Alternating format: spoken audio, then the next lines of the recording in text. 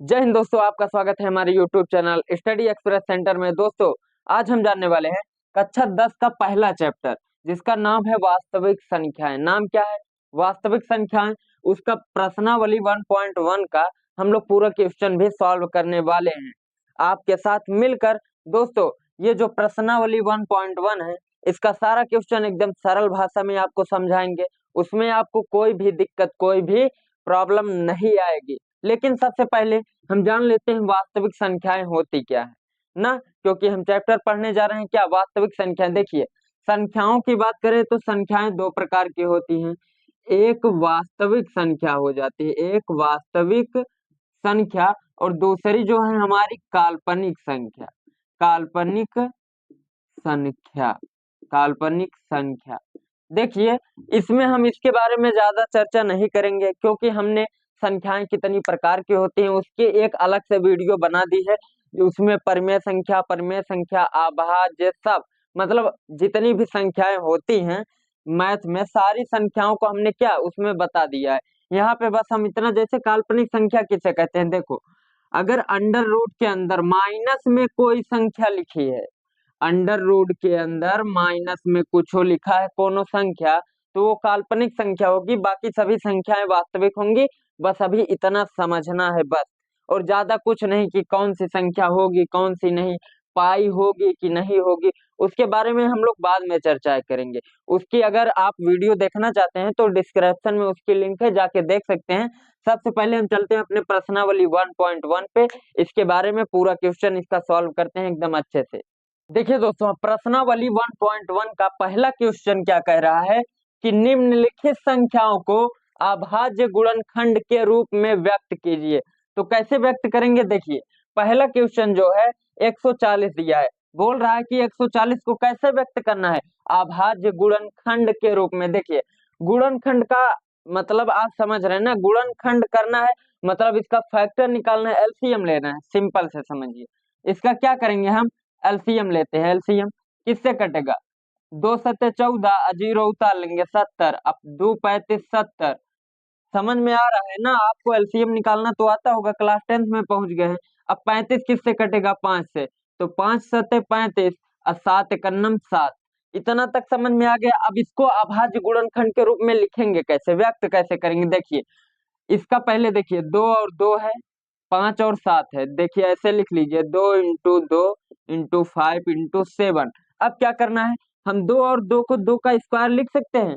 हाँ लिख सकते हैं भैया, वरना ऐसे भी छोड़ दोगे तो कोई प्रॉब्लम नहीं है, लेकिन लिख दीजिए जब लिखा जा सकता है। 2 का स्क्वायर 5 और 7। समझ में आई इतनी बात, इसमें कोई प्रॉब्लम, कोई अवट खुजली परेशानी नहीं है। देखिए, 156 का हम लोग एलसीएम लेते हैं। 156 का लेंगे, कितना आएगा, 2×7=14, 2×8=16, और 2×3=6, 2×9=18, 3×1=3, 3×3=9, और 13×1=13। इसको देखिए यहाँ पे दो दो बार है, इसका मतलब हम 2 का स्क्वायर लिख सकते हैं।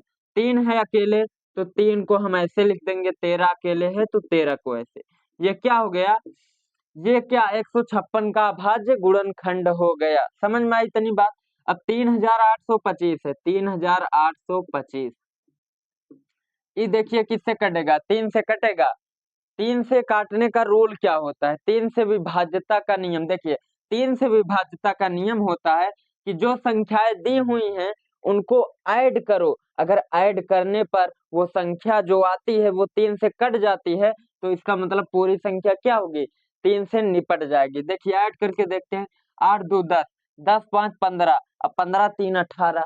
इसका मतलब क्या होगा, 3 से कटेगा, काहे कि 18 3 से कट रहा है। देखिए, 3×3 और 3×2=6, बचा 2, 3×7=21, बचा 1, 3×5=15, कट गया। अब 3 से काटते हैं, 3 3×4=12, 3×2=6, 1 बचा, 3×5=15। अब देखिए 3 से नहीं कटेगा, 4×2=6, 6×5=11, 11 3 से नहीं कटता तो ये संख्या 3 से नहीं कटेगी।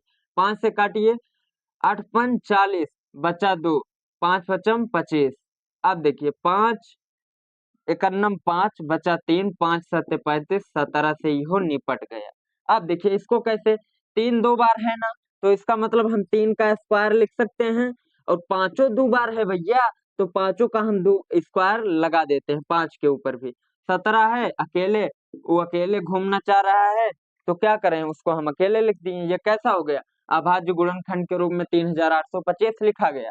अब 5005 को कैसे लिखेंगे, देखिए 5005, ये तो कटेगा नहीं 3 से 2 से, इसको 5 से काटते हैं डायरेक्ट, 5 कन्नम 5, अब 5 कन्नम 5। अब किससे कटेगा, देखिए 7 से कटेगा, 7 से, 7 कन्नम 7 हो गया। बचा कितना इसमें, 3 बचा, तो 3 यहाँ गया, 30 हो गया। 7 7 चौके 28, 7 चौके 28 हो गया ना, 28 बचा 2, 2 इसमें गया या 21 हो गया, 7 तिरिक 21 हो गया। अब 143 11 से कट जाएगा, किससे, 11 कन्नम 11, बचा कितना इसमें, 3 बचा, 3 इधर गया, 33, 11 3 33, 13 कन्नम 13 हो गया। अब इसको कैसे लिखेंगे, इसमें कोई संख्या 2 बार नहीं है, तो स्क्वायर में कुछ नहीं लिखेंगे, डायरेक्ट ऐसे लिख देंगे 5 इंटू 7 इंटू 11 इंटू 13, बस हो गया। अब देखिए 7429 को कैसे लिखा जाएगा, 7429, सबसे पहले इसका एलसीएम ले लेते हैं। एलसीएम एलसीएम कितने से जाएगा, देखिए 300 तो जाने वाला है नहीं, लग रहा है, देखो 9 1 10 हो गया, 9 1 10, 10 10 20 2 22, कटेगा नहीं, 3 से नहीं कटेगा, तो किससे कटेगा, 13 से देखते हैं। 13 से भी नहीं जाने वाला है, तो डायरेक्ट हम 17 से काट के देखते हैं। 17 से काटते हैं, देखते हैं कितना आता है। 17 का पहाड़ा पड़िए, 17 का 17 दूना 34, 17 तिरिक 51, 17 चौको 68, 17 पचे 85, तो इसका मतलब ज्यादा हो जाएगा, तो कितनी बार ले जाएंगे, 4 बार ले जाते हैं। 17 चौको 68 हो गया, 68 जब हो गया तो कितना बचा, अब गिन लीजिए, 68 हुआ, 69 70 71 72 73 74, 6 गो बचा मास्टर जी, 6 बचा, तो 6 यहाँ आया, ये क्या हो गया, 62 हो गया। अब 17 का पहाड़ा पढ़िए, 62 से ज्यादा ना जाए, इतना तो आता है ना। 17 दूना 34, 17 तिरिक 51, 17 चौको 68, ज्यादा हो गया मास्टर जी, तो तीने बार ले जाते हैं। 17 का 17, 17 दूना 34, 17 तिरिक 51, 51 आ गया। अब 62 कैसे देखो, 62 में से 51 घटाएंगे कितना आएगा, बताओ, कमेंट में जल्दी जल्दी लिखो। अगर हम 62 में से 51 घटाते हैं, देखिए 51, 52, 53, 54, 55, 56, 57, 58, 59, 60, 61, अब 62, 11 बचा मास्टर जी, 11, मतलब ये 119 हो गया। और 17 का पहाड़ा पढ़ेंगे, कितनी बार में 119 आएगा, पढ़ के बताइए। 17 का 17, 17 दूना 34, 17 तिरिक 51, और 17 चौको 68, 17 पचे 85, 17 छक्का 102, 17 सत्ते 119, मतलब 437 आ गया, ठीक है। अब 437 किससे कटेगा, 17 से काट के देखिए, 17 दूना 34, 17 तिरिक 51, नहीं कटेगा, 17 से ही कटने वाला है नहीं। 19 से काट के देखते हैं, 19 से काट के देखते हैं, 19 का 19 है, 19 दूना 38, 19 दूना 38, अब बचा कितना, बचा इसमें 5 बचा, काहे कि 38 में 5 जोड़ेंगे 43 हो जाएगा, ठीक है, 5 बचा, 57 हो गया, और 19 तिरिक 57, अब 23 था खुदे से कटेगा, हो गया, समझ में आ गया। अब लिखेंगे 17 इंटू 19 इंटू 23, पहला वाला क्या, हमारा पहला वाला पूरा सॉल्व हो गया। इस पहले वाले को हमने अभाज्य गुणनखंड के रूप में व्यक्त कर दिया। क्वेश्चन है कि पूर्णांक के निम्नलिखित युग्मों के एचसीएफ और एलसीएम ज्ञात कीजिए और जांच कीजिए जहां संख्याओं का गुणनफल एचसीएफ इंटू एलसीएम है। मतलब कहना चाह रहा है सवाल कि सबसे पहले आप ये जो संख्याएं दी हुई है, इनका सबसे पहले एलसीएम और एचसीएफ निकाल लीजिए, उसके बाद जांच करके बताइए कि जब एलसीएम एचसीएफ निकाले हैं वो सही है कि नहीं सही है, यह ना बोल रहा है। तो आइए करके देखते हैं। पहला क्वेश्चन है 26 और 91, तो सबसे पहले हम करेंगे क्या, 26 और 91 का क्या कर लेते हैं, फैक्टर कर लेते हैं। फैक्टर कितना होगा, 26 का फैक्टर कितना होगा, देखिए 2 एकन्नम 2 और 2 तिहाई 6, 13 एकन्नम 13, कितना हो गया, 2 इंटू 13, 2 गुड़े 13 हो गया। 91 का क्या होगा, 91 का क्या होगा, 7 से कट जाएगा, 7 एकन्नम 7 और 7 तिरिक 21, 13 एकन्नम 13, 7 इंटू 13, इतना समझ में आ गया। अब देखिए, आप जानते हैं ना एलसीएम किसे कहते हैं, एलसीएम और एचसीएफ निकालना तो आप जानते होंगे, नहीं जानते तो सीख लीजिए। देखिए इसमें क्या है, 13 और 13 का है भैया, कॉमन है, कॉमन। जमन चीज कॉमन रहेगा, दोनों में रहेगा, उहे का होता है हमारा HCF। 13 दोनों में है, तो 13 हमारा क्या हो गया, HCF हो गया, हाईएस्ट कॉमन फैक्टर। क्या, HCF को हाईएस्ट कॉमन फैक्टर बोलते हैं। इसका दूसरा नाम GCD भी है, ग्रेटेस्ट कॉमन डिवाइजर। लेकिन आप सब जान जाएंगे धीरे धीरे, टेंशन मत लीजिए। HCF कितना आ गया, 13 कॉमन था, 13 आ गया। अब इसमें LCM कैसे करेंगे, दो है, सबसे पहले दो लिखिए, सात है, सात लिख लीजिए। अब HCF का जो 13 हमने पाया था उसको लिख लीजिए, बस इतना करना है। अब इसको गुणा कर दीजिए।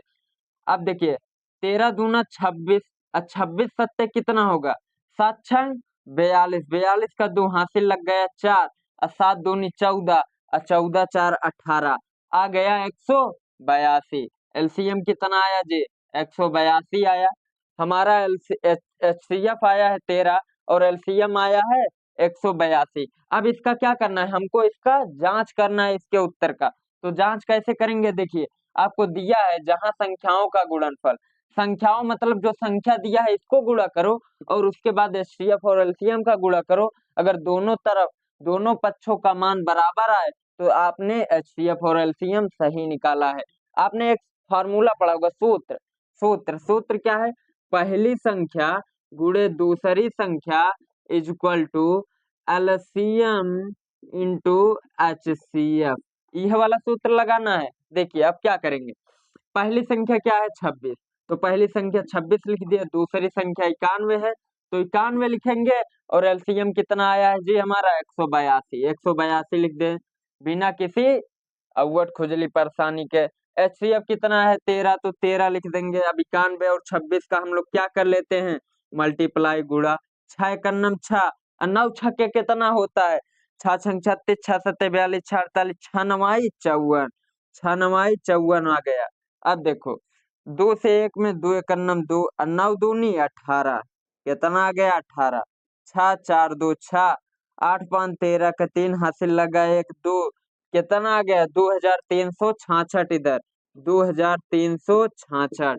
अब इधर कितना आएगा, 182 में अगर हम 13 का गुणा करते हैं, 3 दूना 6, 8 तिरिक 24, 24 के 4 हासिल लगा 2, 3 एकन्नम 3, 3 2 5, इंटू 1 दुक्के 2, 1 अट्ठे 8, 1 एकन्नम 1 6, 4 2 6, 4 2 6, 8 5 13 के 3 हासिल लगा 1 2, 2366। आ गया ना दोस्तों, दोनों तरफ का क्या आ रहा है, दोनों पक्षों का मान बराबर, 2366 इधर हो और 2366 इधर हो। इसका मतलब हमने जो HCF और LCM निकाला है, ये हमने प्रूव कर दिया कि वो सही है। अब देखिए,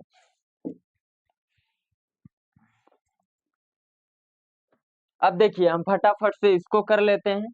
सबसे पहले 510 और 92 का क्या करते हैं, हम लोग फैक्टर निकालते हैं।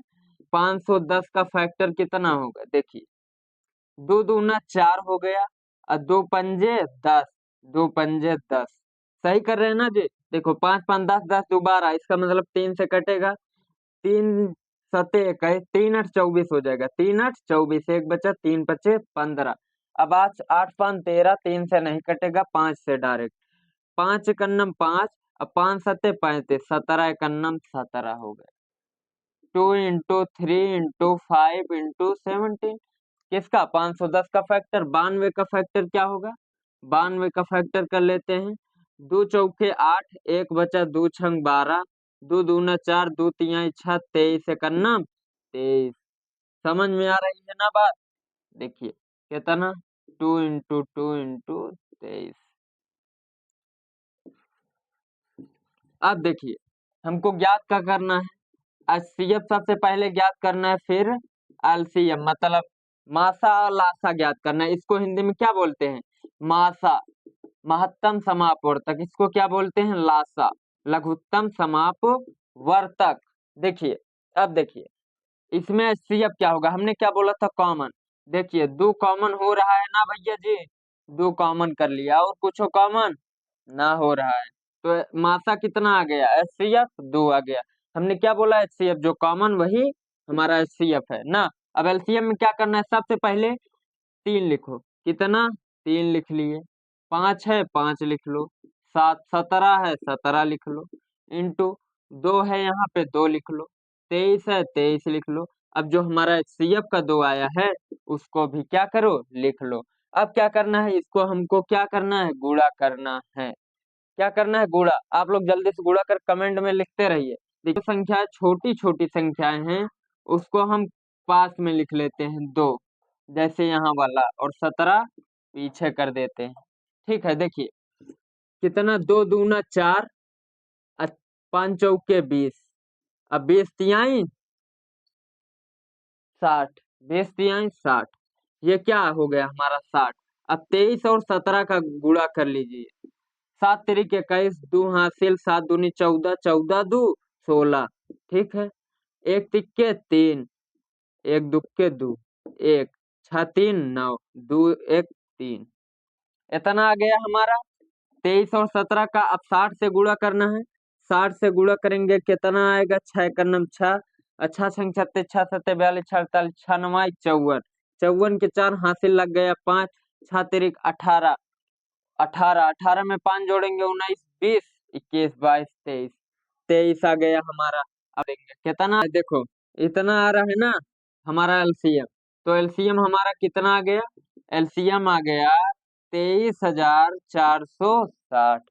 कितना आया जी एलसीएम, 23,460 आ गया। अब देखिए, अब हमको क्या करना है, पहले पूरी बात समझिए। अब देखो, अब हमको क्या करना है, प्रूव करना है कि हमारा एलसीएम और एचसीएफ सही है या गलत। तो देखिए चलिए प्रूव करते हैं। आप जानते हैं ना फॉर्मूला, पहली संख्या गुणे दूसरी संख्या इज इक्वल टू लासा गुणे मासा। ठीक है, पहली संख्या क्या है 510, दूसरी संख्या क्या है 92 है, और लासा कितना आया है 23,460, मासा 2 आया है। अब देखिए 510 का हम लोग 92 में गुणा करते हैं, 510 का 92 में 51 का गुणा कर देंगे, बाद में एगो जीरो बढ़ा देंगे, हो जाएगा। एक दुक्के 2 है, एक नवैया 9। ठीक है, और 5 दूना 10, 10 के जीरो हाथ से लगाएंगे, 9 पचे 45, 1 46, 2 9 6 4, कितना आया 4,692, एगो जीरो बढ़ा देंगे, आ गया 46,920। कितना आया 46,920। अब देखिए इसका गुणा करते हैं, 2 जीरो जीरो, और 2 6 दूनी 12 का 2 हाथ से लगा, 4 दूना 8, 1 9, 3 दूना 6, 2 दूना 4, इधर भी कितना आ गया 46,920। इसका मतलब हमारा एलसीएम और एचसीएफ क्या है, सही है। अब एक क्वेश्चन बच रहा है दोस्तों। अब देखिए एगो क्वेश्चन बच रहा है, कह रहा है कि 336 और 54, 336 और 54 का क्या करना है, एलसीएम एचसीएफ निकाल के उसको हमको क्या करना है, प्रूव करना है कि हमने सही किया है गलत। तो दोस्तों उसको आप ट्राई जरूर कीजिएगा। हम चलते हैं थर्ड क्वेश्चन पे, क्योंकि अगर जल्दी जल्दी नहीं सॉल्व करेंगे भाई तो वीडियो बहुत लंबा हो जाएगा। ठीक है, देखिए दोस्तों तीसरा क्वेश्चन कह रहा है अभाज्य गुणनखंड विधि द्वारा एलसीएम और एचसीएफ ज्ञात करो। तो देखिए इसको अभाज्य गुणनखंड द्वारा ज्ञात करना है, तो सबसे पहले हम इनका फैक्टर बनाएंगे, उसका बाद क्या ज्ञात करेंगे, एलसीएम और एचसीएफ। इसके पहले वाले के जैसा है, उसमें हमने क्या किया था, उसमें हमने बस उसको प्रूव किया था, हमको प्रूव नहीं करना है, एक काम और कम हो गया इसमें। देखिए कैसे करेंगे, इसका सबसे पहले फैक्टर, 12 का फैक्टर कितना होगा जी, देखिए 2 छंग 12, 2 तिहाई 6, 3 एकन्नम 3। 15 का फैक्टर कितना होगा, 15 का होगा 3 पचे 15, 5 एकन्नम 5। 21 का कितना होगा, 21 का होगा 3 सत्ते 21, 7 एकन्नम 7। 12 का फैक्टर कितना आया था 2 इंटू 2 इंटू 3, 2 इंटू 2 इंटू 3। 15 का कितना आया था 3 गुणे 5, और 21 का कितना आया था 3 गुणे 7 आया था। इतना बात समझ में आ गया। अब इसको क्या हमने क्या बोला था, जो संख्याएं कॉमन हो, देखिए तीन तीन तीनों में है, इसमें भी 3 है, 21 के फैक्टर में भी, 15 के फैक्टर में भी, और 12 के फैक्टर में भी। मतलब 3 क्या हुआ, 3 एचसीएफ। एचसीएफ हमारा कितना आ गया 3, जो कॉमन रहे सभी में वही क्या है हमारा, वही एचसीएफ है। तो 3 सभी में था, हमारा HCF कितना आ गया, 3 आ गया। और उसके बाद जो संख्या हमने बोला था कि LCM जब करने लगेंगे, जितनी संख्याएं रहेंगी पूरा लिख देंगे, 2 और 2, 2 इंटू 2, 5 इंटू 7 इंटू, ओकरे बाद HCF में जवन आई ओका लिखे चाहे, ठीक बा, समझ में आई ना। अब देखा, अब का करब, एकर गुणा करे का है, 2 दूना 4 और 4 पंजे 20, अब 20 तिहाई 60, और 60 से अगर हम लोग 7 में गुणा करा 420 आए, कितना आए, 420। एकरे मतलब LCM कितना आएगा भैया, LCM आएगा 420। चाहत है कि हम एका सिद्ध करी, तो सिद्धौ कैसे कहता, का कैसे कहता सिद्धौ, लेकिन 3 संख्या दे है, तनी तो लोग के प्रॉब्लम हो जाए, देहे ना यही नहीं, तब यह बताए कैसे होए, ठीक है। अब चला एका हम लोग कह लेते, 17 है और 23 है और 29 है। अब एकर कैसे हम लोग करब, 17 है, 17 के अगर हम लोग का करब, 17 के फैक्टर करब, कितना है, 17 17 से कटे, 17 एकर नाम 17, एक एकर नाम 1, तो एकरे मतलब एकर फैक्टर का कुछ ना होए, 17 23 23 से कटे, 29 29 से, बस गुणा में बगली एक लगा सकी थी, ऐसे कहे से एक से गुणा करे कौनो मतलब हो तो ना आए, तो का कह सकी थी, HCF का है हमार लोग के, और LCM का है वो का देख ला। HCF में एक सब में कॉमन है, का एक सब में कॉमन है तो HCF एक ही होए, जब कुछ ना फैक्टर है तो HCF एक होए। LCM में का करे का, 17 23 29, 17 23 और 29 के का कह दे का, हमका लोग के गुड़ा, अब कह के देखी थी, 23 और 17, 23 और 29 के पहले कह दी, ठीक है, देखा 9 तिरिक 27 के साथ हासिल लगा 2, 9 दूनी 18, 2 20, 18 2 20, 3 दूना 6, 2 दूना 4, आय कितना 7 6 4 2 6, 667 है, या 17 बचा है, 17 से गुणा कर दी, 667 में 17 से गुणा करब कितना है, 7 7 49 के 9 हासिल लगा 4, 6 6 36, 6 7 42, अब 42 4 46, 46 के 6 हासिल लगा 4, कितना आ गया, 7 6 42, 42 4 46, 1 7 7, 1 से 6 करब 6, 1 से 6 करब 6, आ गया 9, 6 6 12 1 13 3 हासिल लगा 1, 6 6 12 1 13 3 हासिल लगा 1, 6 4 10 1 11, कितना आ गया हमारे लोग के LCM, LCM आ गया भैया 11,339, का आ गया 11,339, HCF आ गया 1। अब एक क्वेश्चन में बचत है 8 9 7 ऐसे कुछ कही का है, वो अपने से उड़ाई दे का है, धुआं धुआं कही दे का है। तो चौथा क्वेश्चन हमारा है कि HCF 306,657 बराबर 9, मतलब HCF हमको दे रखा है, बोल रहा है कि ये जो 306 और 657 है, इसका HCF मतलब मासा 9 आएगा, जबकि दिया है 9, और LCM नहीं दिया है, LCM ज्ञात करने के लिए बोल रहा है। तो हम क्या करेंगे, सबसे पहले HCF दिया हुआ है, देखिए अभी हमने क्या एक सूत्र पढ़ा था, क्या पढ़ा था, एक सूत्र, पहली संख्या गुणे दूसरी संख्या बराबर LCM गुणे HCF, पढ़ले रहला कि ना बउआ, पढ़ले रहला ना, तावा वही से करल जाए। पहली संख्या का है, पहली संख्या है 306, दूसरी संख्या 657 है, बराबर LCM हमको ज्ञात करना है, LCM पता होता नहीं है, HCF दे रखा है, HCF कितना है, 9 है, HCF कितना है, HCF 9 है, समझ में आ रहा है,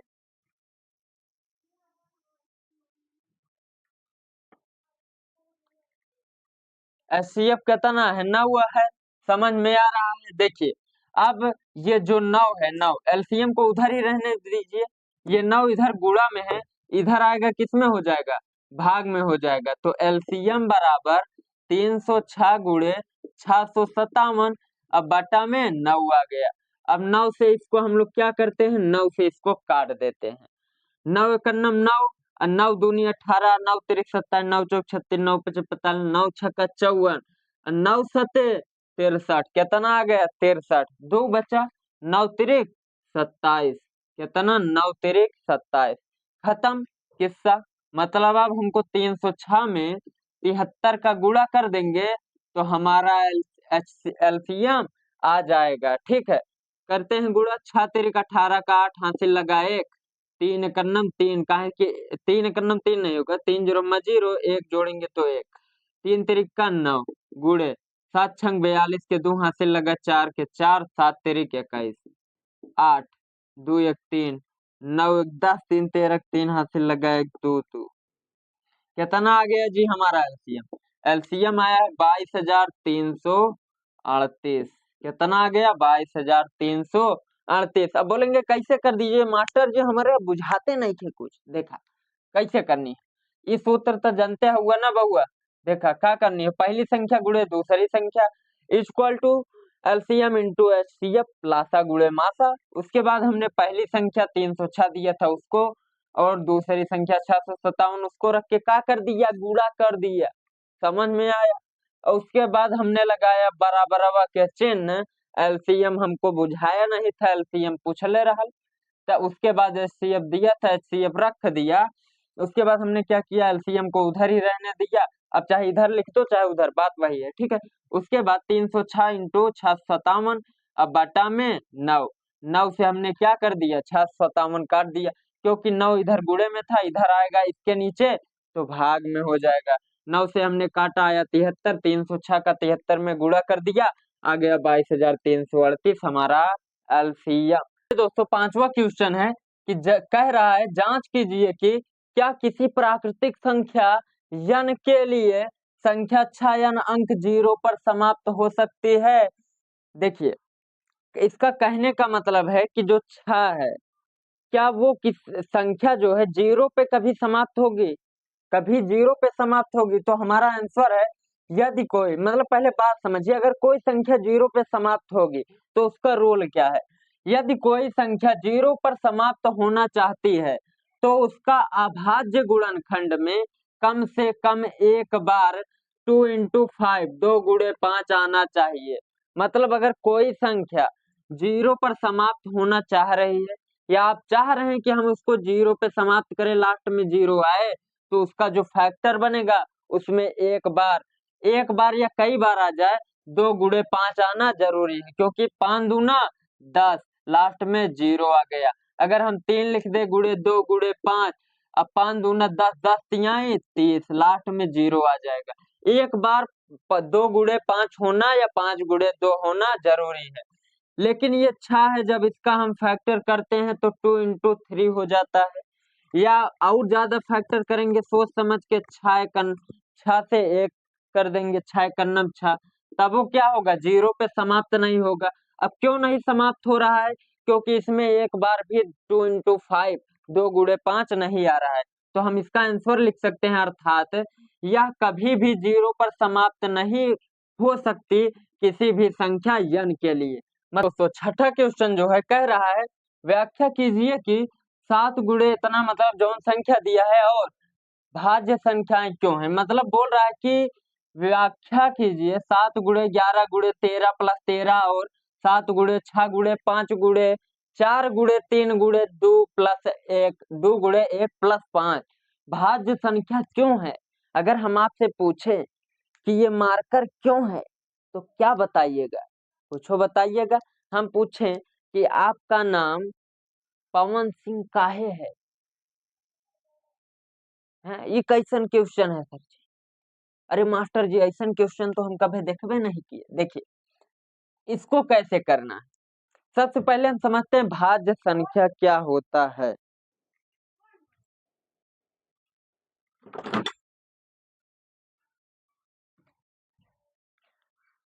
सबसे पहले हम समझते हैं कि भाज्य संख्या क्या होता है। दोस्तों भाज्य संख्या और अभाज्य संख्या, भाज्य संख्या और अभाज्य संख्या, खैर आप संख्या वाला अगर आप वीडियो देख लेंगे तो उसमें पूरा समझ में आ जाएगा। देखिए भाज्य संख्या अभाज्य संख्या, अभाज्य संख्या जो खुद से कटे, कॉमन संख्या जवन खुद से कटे, जैसे 2, क्या होगा, आप बोलेंगे ये तो सम संख्या है, अभाज्य कैसे हो गया। 2 खुद से कटेगा, 2 का फैक्टर करके देखिए, 2 गुणे 1, ऐसी संख्या जो 1 से कटे और स्वयं से कटे उसको हम लोग अभाज्य संख्या बोलते हैं। जैसे 3, तीन क्या है, दो से भी, तीन से भी कटेगा खुद से मतलब, और एक से कटेगा और किसी से नहीं कटेगा। लेकिन अगर हम चार लेना चाहे, चार, चार तो एको से कटेगा, दुइयों से कटेगा, चारों से, मतलब ये खुद से भी कट रहा है और दूसरों, एक से भी कट रहा है और दूसरे किसी संख्या से कट रहा है, तो ये हमारा क्या, ये अभाज्य नहीं होगा। अभाज्य संख्या उसे कहते हैं जो खुद से कटे और एक से कटे। संख्या किसे कहते हैं, देखिए अभाज्य संख्या समझ में आ गया। अब भाज्य संख्या जिसका दो से अधिक फैक्टर हो, क्या हो, दो से अधिक, इसका द्वितीय फैक्टर है, लेकिन क्या अभाज्य संख्या दो से अधिक फैक्टर, जैसे चार, चार का क्या हो जाएगा, एक दो चार, दो से अधिक फैक्टर है छह, छह ले लीजिए, क्या छह, नहीं तो बारह, आठ कुछ हो, बारह का कितना फैक्टर हो जाएगा, एक से बारह कट जाएगा, दो से भी कटेगा, तीन से भी कटेगा, चार से भी कटेगा, छवो से कटेगा, बारह खुदों से, कईयो फैक्टर हो गया भैया। एक से कटेगा बारह, हाँ, दो छंग बारह, तीन चौके बारह, चार तिहाई बारह, छह दूनी बारह, बारह एकन्नम बारह, कईयो फैक्टर हो गया। मतलब दो से अधिक फैक्टर रहना चाहिए, बस जैसे ये क्या हो जाएगा, भाज्य संख्या। बस आपको इतना समझ में आ गया, अभाज्य संख्या जो एक से कटे, स्वयं से कटे, अभाज्य जो जिसका फैक्टर दो से अधिक हो जाए वो क्या है, भाज्य। देखिए अब हमको सबसे पहले इसको सॉल्व करना है, 7 × 11 × 13 प्लस 13, हमको बताना है कि ये बता रहा है कि ये भाज्य संख्या है, लेकिन क्यों है ये हमको बताना है। तो सबसे पहले हम क्या करेंगे, इसको सॉल्व करेंगे। इसमें देखिए 13 और 13 है, दो बार है, एक बार 13 क्या कर लेते हैं, कॉमन कर लेते हैं, क्या कर लेंगे, कॉमन कर लेंगे। अरे बोलो हाँ, हाँ, एक बार कमेंट में लिख दो हाँ। कॉमन कर लिया हमने, अब बचा का अंदर 7 × 11, यहाँ से हमने 13 कॉमन किया तो बचा क्या, एक बचा, अब प्लस में 13 कॉमन चला गया, बचा क्या, एक बचा है, बस इतना बात समझ में आ गया। अब अंदर गुणा कर लीजिए, 11×7 = 77, वरना रहने दीजिए, गुणा वगैरह मत कीजिए। इधर 11 करना 11, 7 × 11 करना 11, प्लस का एक है, प्लस का एक लिख देंगे, 13। अब क्या करेंगे, हम 7 से 11 में गुणा करेंगे, 11×7 = 77, 77 में एक जोड़ देंगे, 78 हो जाएगा, यही लागे सब निपटाते चलते हैं। अब कितना, 13 × 78 हो गया।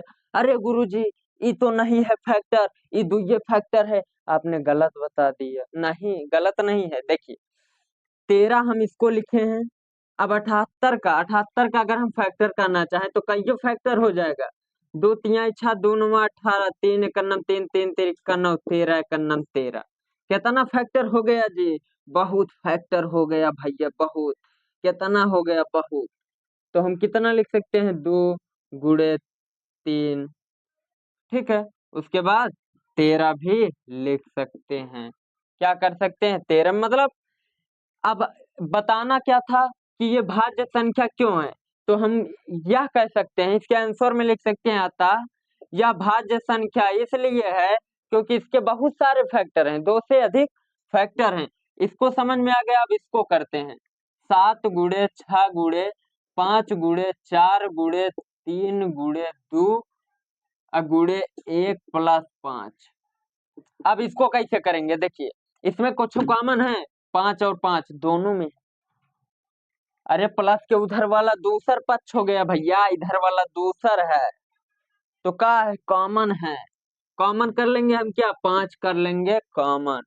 अब क्या करेंगे, 7 है, 7 ऐसे लिख देंगे, 6 ऐसे लिख देंगे, 5 ऐसे लिख, 5 नहीं लिखेंगे ऐसे, 5 तो कॉमन कर लिए हैं, तो कॉमन यहाँ से हो गया, तो यहाँ बचा क्या, एक, 4 है, 4 लिख लेंगे, 3 है, 3 लिख लेंगे, 2 है, 2, 1 है, 1, अब प्लस का 5 कॉमन किए थे, बचा था 1, बुझा गया। अब क्या करेंगे, 5 ऐसे रहने दो, 7 छंग 42, 42 से 1 में गुणा करेंगे, कोई फर्क नहीं, 42 रहने दीजिए भैया। 4 तिहाई 12, 12 दूना 24, 24 एकन्नम 24, 24 में एक जोड़ेंगे आएगा 25। अब इसको क्या लिख सकते हैं, 5 × 42 × 25, दो से अधिक फैक्टर है ना भैया, अरे फैक्टर करना चाहोगे और फैक्टर हो जाएगा, लेकिन मत करो, मतलब नहीं है, ये हमको ये आंसर थोड़ी ना देना है फैक्टर दिखा के, हमको सिर्फ आता में यह लिख देना है कि उसने पूछा था कि ये अभाज्य संख्या क्यों है। अरे लिख दो, यह भाज्य संख्या इसलिए है, यह भाज्य संख्या इसलिए है क्योंकि इसके दो से अधिक क्या है, गुणनखंड है, गुणनखंड है, फैक्टर है। समझ में आ गया। अब लास्ट क्वेश्चन इस प्रश्नावली का, ये उसको भी यही लागे, उसका भी मर्डर ऑर्डर करते हुए चलते हैं। देखिए दोस्तों, 7वां क्वेश्चन थोड़ा ज्यादा बड़ा लिखा हुआ है किताब में, इसलिए बोर्ड में उसको लिख नहीं सकते हैं क्योंकि बोर्ड बहुत छोटा है।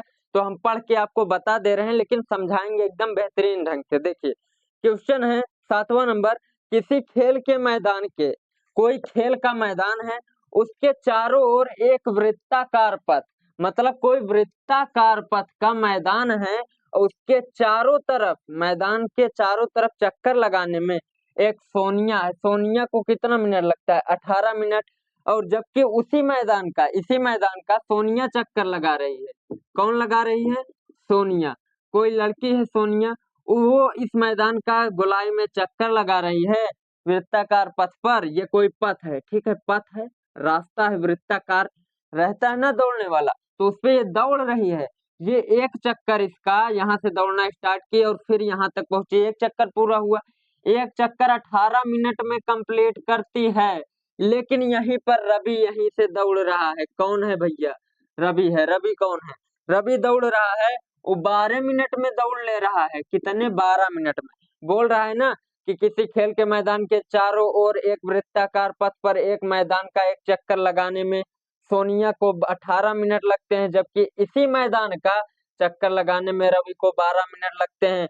मान लीजिए, अब बोल रहा है कि मान लीजिए अगर दोनों एक ही जगह से, एक ही स्थान से दौड़ना चलना प्रारंभ करें इस पथ पर, तो कब वह एक साथ फिर इसी स्थान पर किस समय मिलेंगे, कितने समय बाद वह फिर इसी प्रारंभिक स्थान पर मिल जाएंगे, जबकि दोनों की स्पीड क्या है, कम और ज्यादा है। बात समझिए, वृत्ताकार पथ है, सोनिया दौड़ रही है, सोनिया दौड़ रही है, 18 मिनट में एक चक्कर लगा रही है, यहाँ से दौड़ना स्टार्ट की, और रवि भी यहीं से दौड़ना स्टार्ट किया और एक चक्कर 12 मिनट में लगा ले रहा है। लेकिन क्वेश्चन कह रहा है कि पुनः प्रारंभिक स्थान पे कब मिलेगा, मतलब वो दोनों दौड़ते रहेंगे लगातार, लेकिन प्रारंभिक स्थान पे कब दोनों एक साथ मिलेंगे, कभी ना कभी मिलेंगे। इस प्रकार का अगर क्वेश्चन आए कि जैसे इस प्रकार का, और क्या क्वेश्चन बना सकते हैं कि मान लीजिए झालर की दो लाइटें हैं, झालर एक पीला जलता है एक लाल, जो लाल वाला है ये 10 मिनट बाद जलता है, 10 मिनट तक जलता है, ये वाला 15 मिनट, मतलब ये जलेगा ये 15 मिनट बाद। तो ऐसा क्वेश्चन कि अब ये दोनों एक साथ कब जलेंगे, इस प्रकार का क्वेश्चन है, यही प्रकार का क्वेश्चन है। तो इस प्रकार का क्वेश्चन आ जाए तो उससे घबराना नहीं है, करना क्या है, कुछ नहीं, कुछ नहीं करना है। करना क्या है, सिर्फ आपको इसका क्या करना है, एलसीएम ले लेना है। जो संख्या दिया रहे उसका क्या कर लो, एलसीएम ले लो। 18 है, 18 का क्या कर लो, 18 और 12 का हम ले लेते हैं एलसीएम। 2 नवा 18, 2 छंग 12, 2 तिया 6, 9, 3 तिरिक्का 9, 3 एकन्नम 3, 3 एकन्नम 3, 3 तिरिक्का 9 और 9 दूनी 18, 18 दूना 36। इसका मतलब